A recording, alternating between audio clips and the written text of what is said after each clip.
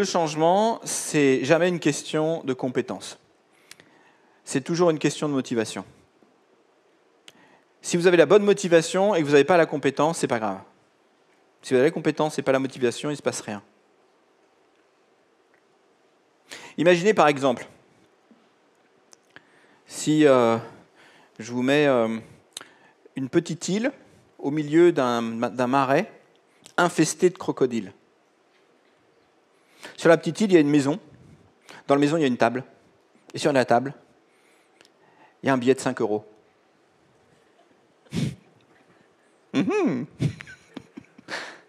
Et je vous dis, c'est simple, tu traverses l'étang à la nage, tu prends le billet, il est à toi.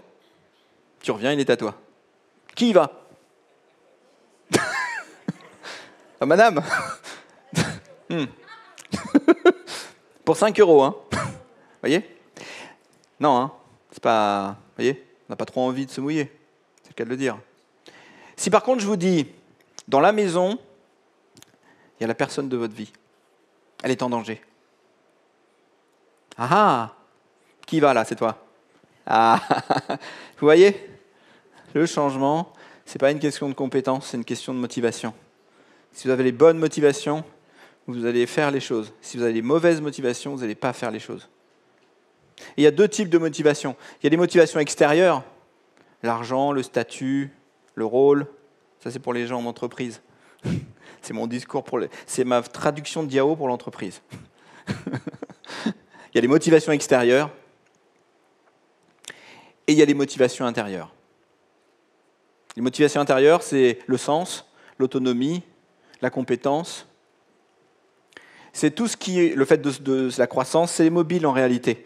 Quand vous activez vos mobiles dans l'entreprise, quand vous activez chez vos collaborateurs, chez vous, les motivations intérieures, vous réveillez l'éléphant. Et là, vous créez le type de motivation qui font que les gens vont se dépasser. Vous-même et les autres. Si vous comprenez quels sont les mobiles qui activent les gens autour de vous, vous pouvez devenir un leader. Parce qu'au lieu d'avoir le même discours stéréotypé pour tout le monde, vous allez adapter votre discours, vous allez construire votre discours, vous allez construire votre action pour parler aux mobiles réels des personnes. Et vous allez activer en eux l'énergie pour se dépasser. Motiver l'éléphant. N'oubliez jamais ça. Les projets à long terme, par exemple, quand on fait un projet à long terme, ce n'est pas uniquement d'avoir la cible, c'est d'avoir l'énergie autour de la cible, la motivation qui fait que l'éléphant, il comprend que c'est bon d'aller vers cette cible. Quand je vous fais faire une méditation pour imaginer le futur et le vivre, c'est que je suis en train d'essayer de vous faire ressentir ce futur déjà, parce que c'est ça que l'éléphant, il comprend, lui. Il comprend que les émotions, il comprend que le plaisir, le désir, l'envie.